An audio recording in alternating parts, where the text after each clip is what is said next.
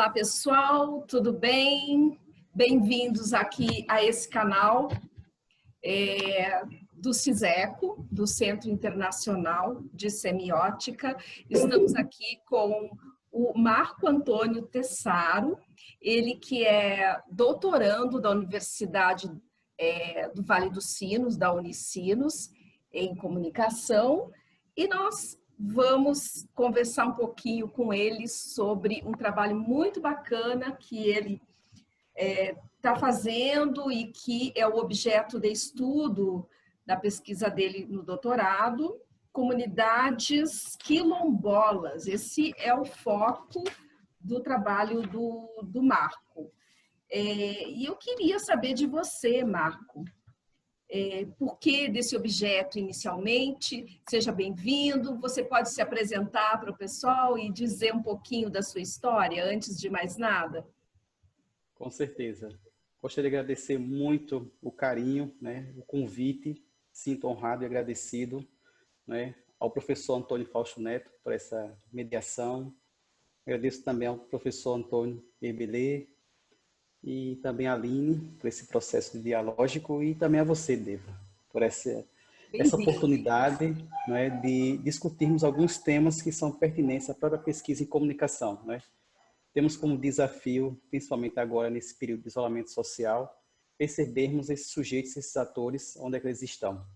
Bom, a minha história do Marco Antônio com as comunidades quilombolas, ela vem desde 2006, na época da graduação, quando me interessava perceber que tipos de afetações essa grande mídia de massa exercia sobre essas comunidades isoladas, comunidades negras.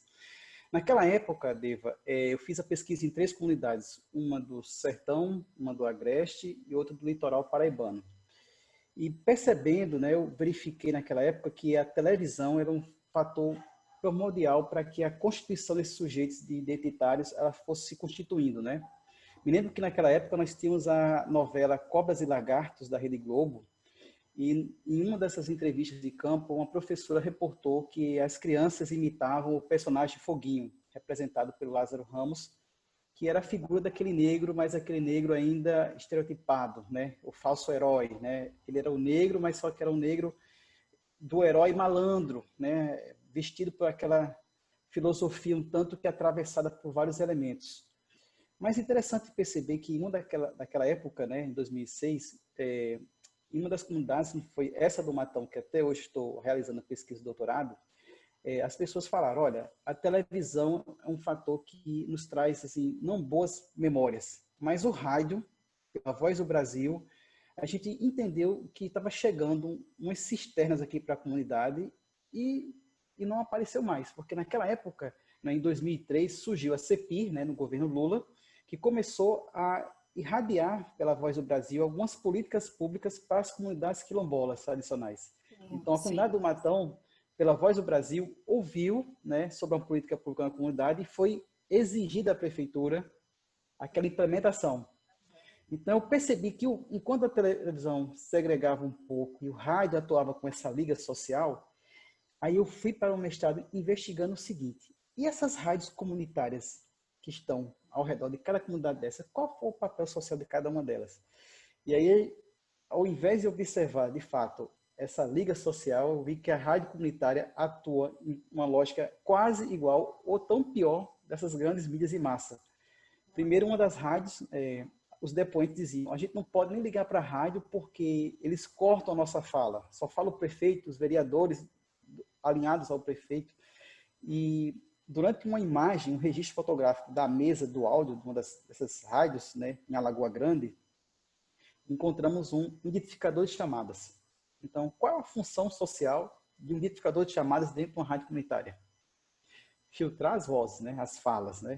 Em outras, nós tivemos a situação no qual o locutor ele enrolava tanto a voz por querer imitar essa voz de prestígio que vem do eixo sul e sudeste, Ele falava com uma voz um tanto enrolada, que as pessoas não entendiam o que ele dizia. Então, nós tínhamos esse sujeito que tentava retirar o seu sotaque nordestino para imitar outras vozes no qual o seu aparelho fonador não está adaptado e as pessoas não compreendiam nada. Então, a rádio não tinha essa liga social com a comunidade e também essas outras rádios que tínhamos esse corte do direito à voz das pessoas. Então, nessas rádios comunitárias, nós não temos participação de comunidades quilombolas, assentamentos rurais.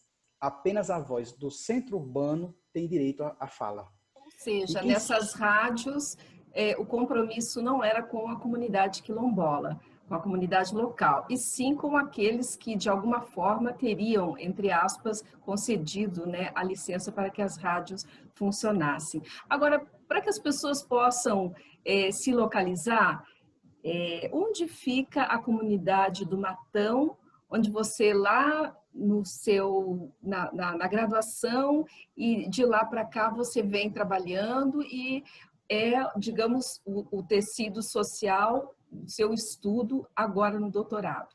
Localização, formação, conta pra gente.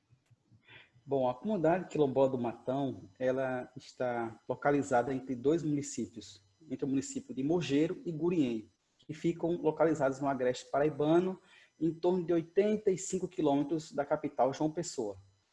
E a pesquisa em si, a comunidade, ela é datada, segundo alguns relatos orais, de 1875, quando Manuel Rufino, Antônio e Edviges, né, três irmãos, né, eles saíram eles foram negros precedentes de uma fazenda localizada naquela região, no qual se estabeleceram relações de pertencimento, e hoje estão ali mais ou menos 125 pessoas que partilham aquele território, né? Que inclusive é um território que está um pouco limitado, né? E hoje um dos desafios da própria comunidade é essa, né? É o título de emissão do seu território, né? Eles passaram por todas as etapas, eles passaram pelo processo de reconhecimento, eles passaram o INCRA chegou lá, fez essa recorte da historicidade. Nós tivemos a confecção do relatório, né, que está baseando na historicidade, né? Tivemos a visita de antropólogos das universidades e houve o pagamento, né, da indenização para que a comunidade ela tem um terreno restrito que praticamente está no cume da serra, né, onde as pessoas falam que a gente não pode plantar porque onde há o terreno plano, ele pertence ao fazendeiro que foi gradativamente comprando essas terras, né. O agreste paraibano, ele tem uma seguinte especificidade, né? São 2 estações do ano. Chuvas, que ocorrem no período de janeiro a março, e o resto do ano nós temos uma perda, né? Então, praticamente nós estamos entrando num período mesmo de verão, né? No qual as pessoas elas se encontram um pouco mais fragilizadas. Então, nós tivemos vários períodos aqui no Nordeste, nos anos 70, né? Dos anos 30, 70, das grandes secas. E essas grandes secas, as pessoas, diante da fome, não tinham mais o que sobreviver, foram vendendo esses pedaços de terra e esse fazendeiro foi ampliando seus espaços, né? E agora, né, com essa política pública de demarcação desses territórios, né, reconstruindo um pouco os limites da comunidade, né? Então, o governo está no processo de emissão de posse, né? O fazendeiro que detém dessas posses litigou judicialmente algumas considerações judiciais, e eles estão tentando aí ter um pouco mais de estabilidade e garantia, né? Para que eles possam plantar na superfície plana, no qual tenha água e condições para irrigação, né? Coisas que nós não podemos fazer isso num terreno íngreme. Senão você tem aquele processo que a gente já conhece, que é de ir retirando, né, as pessoas do lugar onde elas podem plantar e podem colher os seus alimentos e ter uma vida com dignidade. O Marco, eu queria que você contasse para a gente qual o objetivo deste estudo agora e para onde a sua lente de pesquisa está direcionada. Se antes você fez observações e fez uma caminhada passando pela TV, pelo rádio, isso não faz muito tempo, mas os processos, né, tecnológicos avançaram muito nesse espaço de tempo. Então, hoje, assim, não é o rádio, não é a TV. Para onde estão direcionadas as suas lentes de pesquisa? Como é que você está trabalhando e qual é esse público? Perfeito, Deva. O meu público atualmente são os jovens da comunidade, que na verdade comecei a observá-los a partir de 2016, quando eu comecei a receber alguns convites na minha rede social privada do Facebook, chegando esses jovens do Matão. E eu comecei a me perguntar, por que esses jovens eles estavam sendo conectados naquela rede, que experimentações eles estavam fazendo, que usos eles estavam tomando. Então, a partir desse momento em que eu comecei a observar essa chegada dessa comunidade, desses jovens, dentro dessa rede social, eu alinhei essa lente de observação para analisar como é que eles se dão esse percurso, né? Como é que eles estão se constituindo na rede social, né? Observando como é que o Facebook vai articular essa ligação do território físico com esse território digital que vai se virtualizando, né? E ao mesmo tempo, a que ponto o que está nas redes não é um espelho desse território físico. Porque durante a pesquisa que eu analisei esses objetos de outubro de 2016 a agosto de 2019, esses recortes fizeram com que eu pudesse analisar 6 dinâmicas temporais, 6 flutuações, no qual esses jovens, a depender dessa influência, dessas afetações, dessas práticas sociais da comunidade que vão se deslizando, vão se permeando nessas tecnologias, ora vão às redes, ora se silenciam. Porque tem muita coisa daquele substrato social que é apenas compartilhado na oralidade entre os membros da comunidade. Então, tem muita coisa que o Facebook não sabe o que acontece. É verdade. Mas há muita coisa que essa comunidade, que esse público quer saber e toma conhecimento por meio do Facebook. E aí, até porque você está trabalhando com jovens, né? Qual é a faixa etária que você delimitou? A faixa etária do meu público ele corresponde aos jovens de 12 a 25 anos de idade, que foram esses que me permitiram autorização para que eu pudesse registrar, né, participar da pesquisa com aqueles termos, né, tivemos que realizar todo aquele procedimento, né, do comitê da pesquisa, então é importante, comitê de ética da pesquisa, perdão. Então, nesse passo, né, eu tenho mais ou menos 3.680 prints de tela, imagéticos, textuais, que fazem esse recorte, né? Esse atravessamento deles. Então, é esse meu público que eu estou analisando, evidenciando. É claro que no momento eu estou fazendo uma análise mais afinca desses dados, né? Analisando mais profundamente, mas eu encontro ainda algumas coisas que vão ainda permeando outras situações, nos quais ainda não tenho como estar analisando, porque existe, como te falei, existe algo do substrato deles que não é compartilhado nas redes sociais. E fica uma interpretação muito aquém, porque eu estou analisando de uma lente de fora, de uma pessoa que não faz parte da comunidade, que não pertence àqueles laços de consanguinidade. E aí a gente observa que algo avança, essa pesquisa de observar esses objetos, esse empírico que me aponta tal encaminhamento, mas ao mesmo tempo eu não consigo ouvir essa verbalização deles enquanto depoentes. É isso mesmo, Marco? Não. Eles recuam nesse processo.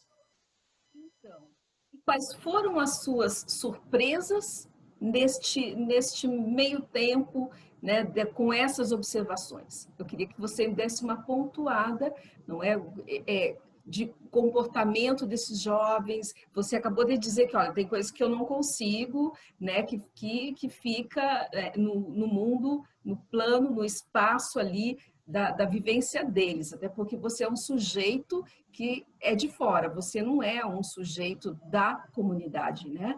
E eu queria que você contasse um pouquinho, então, suas surpresas com relação a isso. Bom, as surpresas elas foram múltiplas, na verdade. Nós temos, primeiro, a apropriação dos perfis clones nas redes. Por exemplo, uma jovem que tem mais de um perfil na rede social, 2 ou 3. Então, um para se comunicar com parentes e amigos da comunidade e outros para se comunicar com amigos fora da comunidade. Então, ela se divide em 2 personas.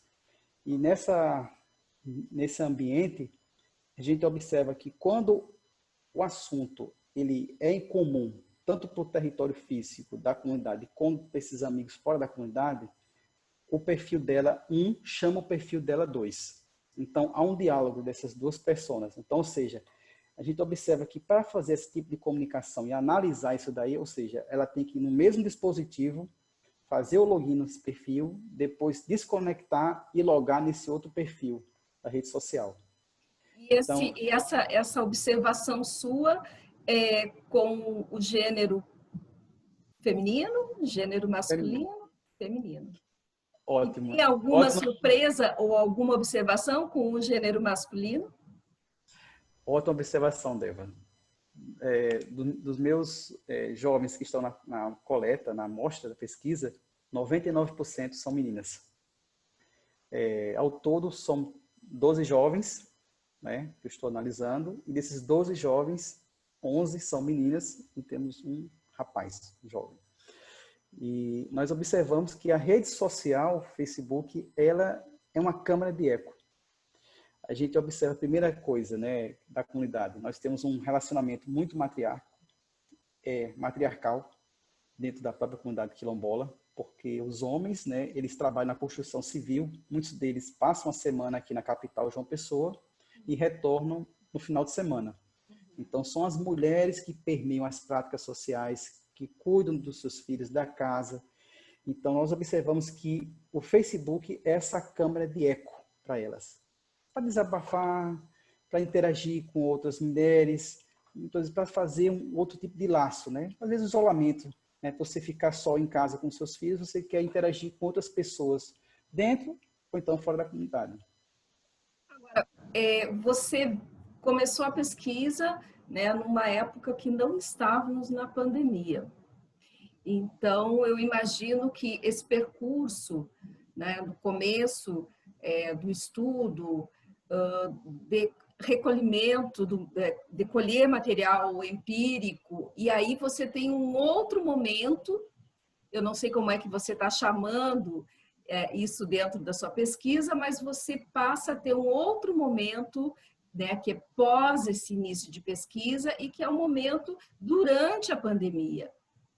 Então, eu imagino que algumas outras surpresas você deve ter observado, inclusive em termos de comportamento, como é que as pessoas recebem a informação da pandemia, né? Esses jovens estão se comunicando com outros jovens urbanos, talvez até parentes, eu não sei, mas estão se comunicando.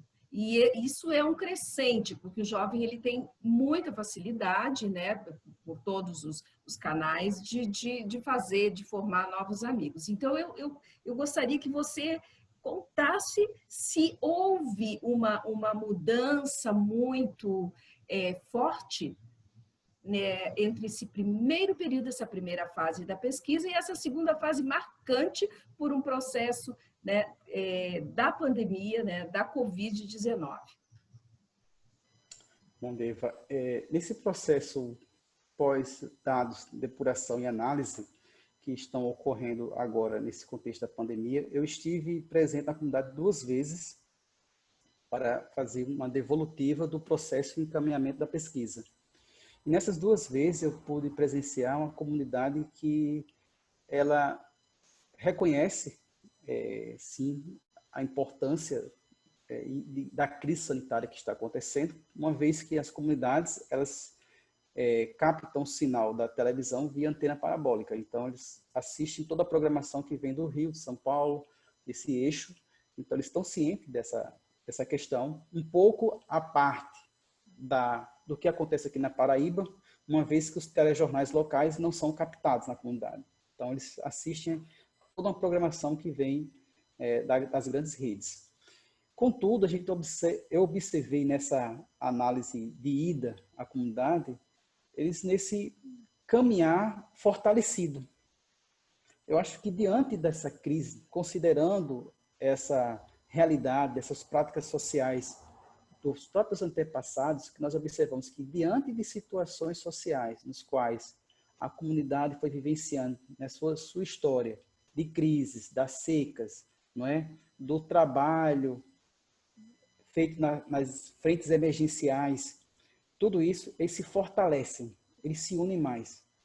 Então, eu observei pessoas, pude fazer essa observação de pessoas trabalhando coletivamente na construção das cisternas, tendo em vista que o período seco está iniciando, você constrói as cisternas para que em janeiro elas possam captar a água das chuvas. Então, há o trabalho coletivo das pessoas, dos homens, esse trabalho que é feito sem remuneração, né, é um trabalho feito de modo assistencial, mas é que ao mesmo tempo beneficia a todos, né? No caso, essa cisterna capta mais água, o vizinho, o parente, o colega ao lado, ele também pode estar se beneficiando desse trabalho, dessa cisterna, desse benefício. Então é isso, eu observei que diante desse quadro mais disruptivo socialmente, eles estão mais unidos. E aí a pandemia chegou na comunidade? Chegou. A comunidade quilombola teve 3 casos da Covid-19 diagnosticados. Esses 3 casos foram casos leves da doença, as pessoas ficaram em casa, tiveram apenas uma febre, perderam um pouco o olfato, o paladar, mas depois de 10 dias eles já estavam na rotina da comunidade, eles não foram apartados, né? Eles ficaram em suas residências, mas a comunidade como um todo tratou de agenciar, né? Essa mãe que adoeceu, que tem seus filhos, então vamos para a casa dos tios. Então os tios ficaram cuidando dessas crianças nesse período enquanto a mãe estava se resguardando. Então a gente observa muito esses laços de solidariedade, muito bem fortalecidos. E agora, no momento que a gente observa que os pais de família estão retomando o trabalho, né? Porque houve o reaquecimento da construção civil, anteriormente estavam desempregados. Então, ou seja, em março, quando estive lá no mês de abril, observei vários homens parados em frente às suas residências, porque a construção civil demitiu muita gente nesse período de início da pandemia. E agora, com o reaquecimento, eles voltam aos seus trabalhos, então a gente observa que há uma nova dinâmica, né? E, ao mesmo tempo, nessa mesma nova dinâmica, observamos o fortalecimento dos laços. Eles estão mais fortalecidos juntos, né? Então, não é uma questão de descuidar, né? Eles estão ali trabalhando coletivamente, sem camisa, um sol quente, sem máscara, sem os EPIs de proteção pessoal. Eu não acredito muito nessa questão que eles estão fazendo isso, não é por desinformação, mas por uma memória, uma latência do passado que diz a eles o seguinte: quando a situação social, a situação estiver mais complicada, o período de seca iniciando, se fortaleçam. Essa memória deles que está muito latente, é vivenciada o tempo todo entre eles. São convenções que são feitas. Eles nos recebem, eu chego lá com a máscara, com o EPI, com os óculos, né? Muitas vezes com capuz de proteção, mas a gente observa que eles nos respeitam, né? As crianças que gostavam de vir ao nosso encontro, elas ficam um pouco mais apartadas, né? Elas respeitam esse sentido, não querem se aproximar, né? Porque eu também venho de um centro urbano no qual nós temos contato maior com esse vírus, né? Essa circulação viral. Ou seja, esse comportamento de não usar máscara e de andar sem camisa e tal, é isso que você está colocando dessa memória, não pelo desconhecimento da necessidade de usar a máscara, de tomar cuidado, mas, no caso, se as crianças não estão chegando perto, você não acredita que eles tenham essa informação mais clara do que os adultos? Como é que você vê essa diferença? Parece que as crianças estão tomando mais cuidado. Você acha, a escola chegou a fechar, eles estão tendo aulas, esse tipo de informação chega à aula, ou você acha que as redes sociais, os irmãos mais velhos ou as mães, têm essa influência nesse tipo de cuidado que as crianças têm, no caso, quando você chegou lá ou chega? Uhum. Esse comportamento, Deva, eu acredito muito que é um trabalho de letramento que ocorre dentro da comunidade. Eles têm um projeto chamado Escrilendo, que é o projeto Escrever e Ler, que faz um trabalho de reforço escolar e de letramento para jovens da comunidade. Então, as mediadoras estão lá naquele espaço. Elas fazem parte da comunidade e são formadas em pedagogia, né? Então, nessa observação, esse trabalho começou em 2009 com a ONG, em parceria com a ACAD, que é a Associação de Assentamento das Comunidades Afrodescendentes da Paraíba. Eles captaram recursos de ONGs italianas, da Igreja Católica da Itália, para implementar um projeto de letramento em 3 comunidades quilombolas. E a comunidade do Matão foi contemplada e nós começamos a observei esse comportamento, principalmente na comunidade na qual o projeto ele existe. Nas outras, a gente observa um pouco mais o não cuidar, né? Digamos que elas não se percebem nesse processo, mas que as professoras e mediadoras dentro do Matão, na comunidade, elas fazem sim esse trabalho com elas, né? Entregam os livros semanalmente em cada casa, fazem esse trabalho de conscientização, principalmente para as crianças, né? E alertando a questão dos idosos, né? Tendo em vista que temos aqui um relatório não, na verdade seria uma descrição do momento em 2019, perdão. Em setembro de 2019, nós conseguimos captar nesse processo de ida na comunidade que 20% da comunidade ela tem problemas de doenças alérgicas, né? Pulmonares. E isso se deve muito a esse clima seco e à poeira da comunidade. Realmente nós temos um período de muito vento agora na região Nordeste, nós temos uma circulação maior, esses ventos alísios. Então, o clima seco junto com a poeira, ela fomenta, ela acaba, digamos que, acionando esses gatilhos, né? Então, nós observamos que esse trabalho dentro do Scrilendo com essas crianças, ela pede também esse cuidado com os idosos, né? Cuidem dos griots, cuidem daqueles que detêm a sabedoria da comunidade. Então, nós observamos que elas têm esse lado mais afetivo, né? Um trabalho feito pelas mediadoras e também por esses pais, né? Que avisam, cuide do seu avô, cuide do seu avó. Então, a gente vê... O que é um ponto extremamente interessante nas comunidades tradicionais de forma geral, né? Sejam elas quilombolas, comunidades indígenas, enfim. Então, assim, o que eu percebo pelo seu relato, você teve surpresas extremamente positivas, né, de comportamento, de como as pessoas estão enxergando a pandemia, a Covid-19. E penso também que você deve ter feito, assim como você vê que há esse cuidado com os idosos, o comportamento do jovem, não das crianças, mas o jovem, aquele acima de 13, 14 anos, e que tem outros interesses bem distintos das crianças, não é? E talvez esses teriam no Facebook pontos de fuga para, talvez de forma diferente do que antes da pandemia, para poder se conectar, saber mais, saber como é que os jovens urbanos estão tratando isso. Há relatos de comparações? Bom, Deva, alguma das surpresas é exatamente isso. Nós observamos, né, nesse processo de 2016 para cá, algumas dinâmicas que são bem interessantes. Primeiro, analisamos que não há uma interação muito grande desse jovem da comunidade quilombola com esse jovem do centro urbano, das metrópoles, mas com o jovem que está ao entorno dele, né? É aquele Outras jovem que comunidades rurais. todas as comunidades rurais, no entorno deles, dessa comunidade escolar, da convivência da escola, daquele círculo de amizade um pouco mais amplo, mas principalmente dessas fazendas vizinhas, né? Por exemplo, na comunidade do Matão tem a fazenda do Manipeba, que fica um pouco mais abaixo. Nós temos também o pessoal de Boqueirão, que fica no distrito vizinho. Temos a cidade de Gurien, que é a cidade administrativa da comunidade quilombola. Então, nós observamos que os laços deles, eles também são um pouco mais, esses laços cotidianos também, eles espelham um pouco o contato desse espaço físico. Que eles têm o contato com a escola, o contato com o dia a dia, eles também estão nas redes sociais. Mas também teve um caso de uma das jovens que eu achei interessante, que ela, acho que na linha do tempo dela apareceu uma mensagem, um vídeo de um produto de emagrecimento. E esse vídeo desse produto de emagrecimento foi publicado por um jovem indiano.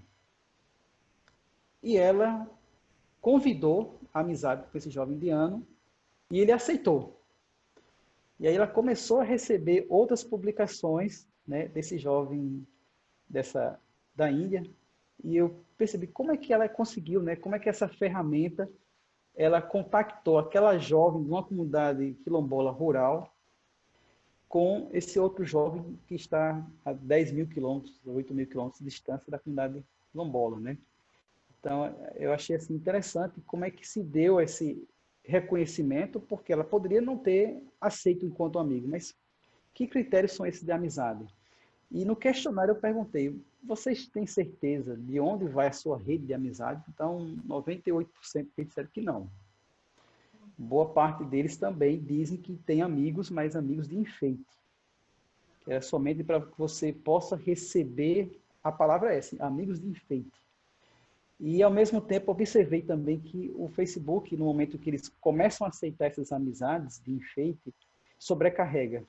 Então, em um dos movimentos da pesquisa, eu observei que existe uma dinâmica na qual eles começam a expulsar esses enfeites. Então, começou a publicar no Facebook, excluindo alguns enfeites, retirando esses enfeites. Então, eu quero amizades, procurando por amizades verdadeiras.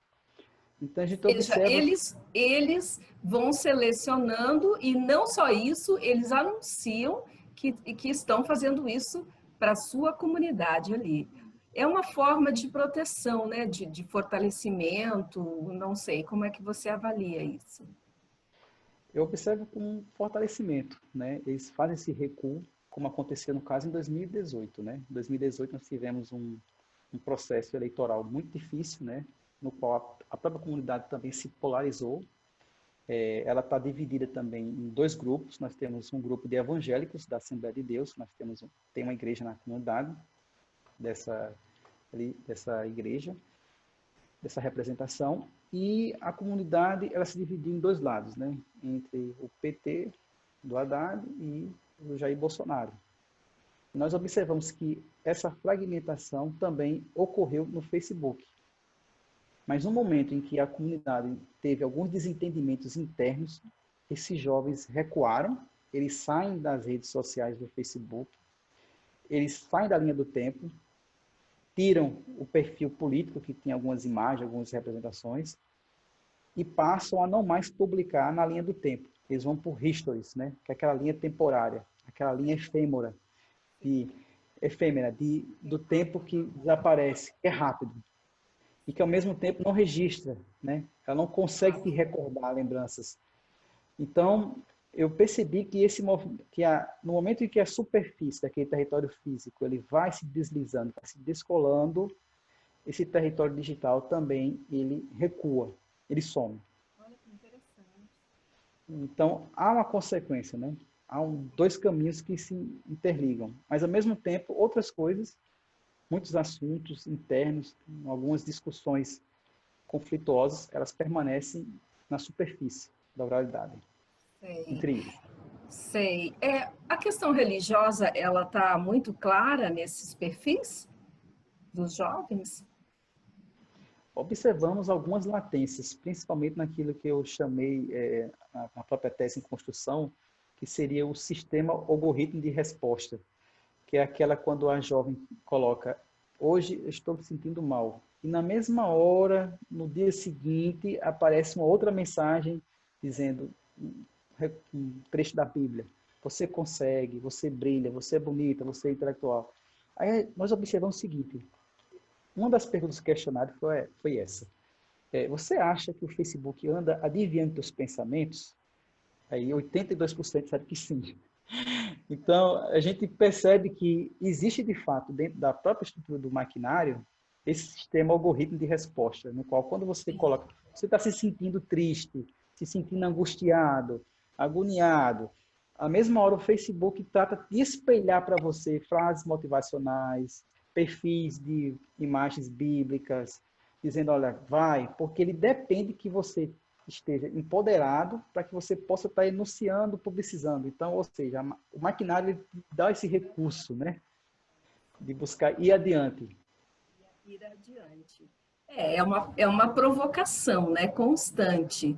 E ali, a partir do momento que você coloca, né, o que você está pensando, imediatamente ele distribui, né, o que você colocou para pessoas que têm um perfil muito parecido. Inclusive, talvez, não sei, essa questão do jovem lá indiano ou indiana, né, tivesse surgido no momento que, em alguma conversa, não sei se você viu isso, registrou, ou chegaram a comentar, que algumas das meninas estavam preocupadas com a questão física, né, de ter engordado ou engordar, ou esse assunto possa ter surgido, né, ter sido registrado nos perfis. Não sei como é que você, se você chegou a esmiuçar isso. Bom, esse processo eu pude verificar pelo próprio sistema, né? O Facebook, no momento em que você se conecta, passa também a receber essas traduções automáticas. Então, nessa captura de tela da jovem, eu pude observar que houve uma tradução tentativa do hindu para a língua portuguesa. Então, nós observamos que abaixo da publicação teve essa tentativa, né? Observei que o vídeo que foi apresentado é um vídeo de montagem de computador, no qual é aquela representação mostrando uma jovem um pouco fora de forma, se tornando esbelte em apenas 2, 3 dias, né? É algo que é surreal, mas que ela curtiu e acha que pode ser, digamos que vivenciado, experienciado essa forma de chegar, de redução, de configuração. Outra coisa que eu também analisei a respeito desses filtros técnicos foi a preferência de um deles, né? Que elas usam muito, o Sweet Self. Esse aplicativo das redes sociais, e principalmente um que agrega esses recursos de edição de imagens, né? Tem um item bastante interessante, que na descrição do próprio aplicativo tem lá avisando uma das suas dádivas desse processo, que é reduzir os narizes achatados. Então, ou seja, o nariz negro, esse mais largo, ele pode ser adaptado, ajustado. Ou seja, sua identidade Então, Ou isso seja, daí está... corre atrás daquilo que é, digamos, o rosto ideal para estar à mostra numa rede. E justamente eu ia te perguntar isso, especialmente as meninas, né? Claro que tanto os meninos quanto as meninas, mas especialmente as meninas, tem muito essa preocupação, não é? De aparecer legal na foto, enfim. E se essa imagem está mais no perfil, aquele que você contou lá no começo da nossa conversa, que é o perfil utilizado para fora da comunidade, ou também no perfil que é usado ali entre os amigos, aqueles que estão na comunidade e nas comunidades vizinhas? Bom, eu pude analisar nesse processo, nós tivemos dentro do processo, dessa chegada inicial deles no Facebook, 2 recortes temporais. Um primeiro, no qual eles se apresentam às redes, enquanto processo tentativo, ou seja, observamos aquela jovem sem aquela produção dos filtros, então era o rosto real, dentro do espaço da comunidade, sendo fotografado naquele espaço territorial, no chão da comunidade. Temos um segundo movimento, que é esse, no qual elas vão se experimentando esses filtros. E aí, interessante perceber que nesse processo tentativo desses usos, elas, no momento em que se viram que o recurso tecnológico do filtro de edição afirmou que aquele batom vermelho ficou muito bonito no rosto, elas começaram a espelhar esse tipo de performance também no território físico da comunidade. Começaram a usar aquele batom, aquele tipo de acessório corporal, a tonalidade da blusa. Então, a gente observa que quando o filtro ele te deu esse espelhamento positivo nas redes, você teve um engajamento, e muitas curtidas, muitos comentários, você tenta trazer esse espelhamento para o espaço físico da comunidade, né? Para que você possa ser reconhecido naquele avatar do Facebook e também nessa persona que está dentro da comunidade, né? Para que os outros possam curtir, né? Tem alguns movimentos, né? Tudo é tentativo, né? Uhum, com certeza.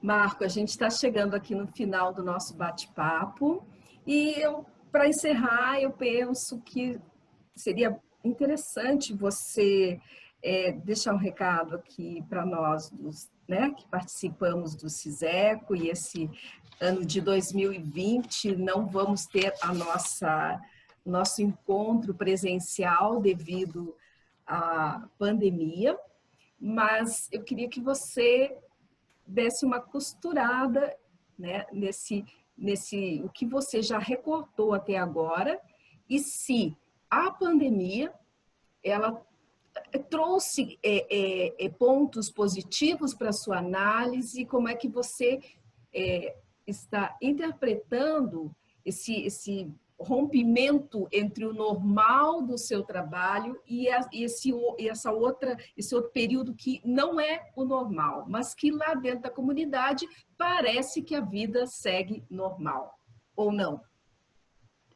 É, é excelente tuas considerações, a tua fala. O que eu gostaria de deixar para todos, né, que fazem pesquisa, eu acho que principalmente o cuidado, né? O cuidado por essas esferas e principalmente naquilo que nós estamos fazendo. Uma das grandes dificuldades que eu tive na própria pesquisa de graduação do mestrado, e não estou conseguindo, graças a Deus, agora no doutorado, foi a questão da devolutiva, né? E ouvi muitos das lideranças esse não retorno das pesquisas nessas comunidades. Então, nós observamos ainda essa espécie de exploração academicista, no qual muitos pesquisadores vão nessas comunidades, extraem esses empíricos, né, essas vozes, essas histórias, e não fazem essa apresentação, esse retorno às comunidades, né? Não é só porque você publicou lá na biblioteca da universidade que aquela comunidade quilombola, né, que aquela comunidade indígena, que aquele povo tradicional vai ter acesso, né, àquele banco de dados para que eles possam saber, né, qual foi a importância, né, desse estudo, né, deles estarem te dando esse material, te emprestarem esse material. Bom, esse é o cuidado que eu estou tentando trilhar, né, desde o princípio, né? Então, do projeto de pesquisa, cenário de tese, a qualificação, a comunidade, ela vem passando por esse diálogo, né? Que eu vou apresentando esses resultados, né? Esses sujeitos que vão se transformando e se dinamizando, né? Então, é algo que eu faço questão, né? De estar empoderando a comunidade e esses jovens também, para que eles se interessem pela pesquisa e também a importância, né, da pesquisa. Eles perguntam, mas Marco, por que você está nos pesquisando, vendo a gente aqui na internet? Por que você está catucando os nossos Facebooks, né? Aí eu disse que a pesquisa é essa, porque alguém, quando mais à frente quiser analisar jovens quilombolas nas redes sociais, vai ver lá o meu trabalho publicado e vai dizer, só que aqui na minha comunidade, aqui em Pernambuco, não acontece isso, eles fazem mais. E aí o conhecimento é isso, ele vai se apropriando, ele vai sendo construído por camadas. Um vai vendo o que o outro vai construindo e vai assim adiante. Então, outro desafio é esse também, traduzir a nossa linguagem, decodificar essa linguagem científica para que eles possam também entender o que é que está acontecendo, né, do conhecimento. Então, façam tudo com muita leveza e, ao mesmo tempo, o desejo de que nós possamos, sim, o tempo todo dialogar com esses objetos e também apresentá-los e dizer, olha, vocês também podem, a gente também está vendo a importância disso, né? Pessoas em lugares pequenos fazendo grandes coisas. Então, é importante a gente estar articulando isso o tempo todo. Marco, muito obrigada pela tua entrevista. Foi um papo muito gostoso. Desejo sucesso, né, na sua pesquisa e leve sim os resultados da sua pesquisa para essas pessoas lá da comunidade quilombola, que afinal de contas estão colaborando imensamente com o seu trabalho. Obrigada e até uma próxima oportunidade. Até uma próxima, Deiva. Muito grato. E fiquem bem e protegidos. Bem, muito obrigada.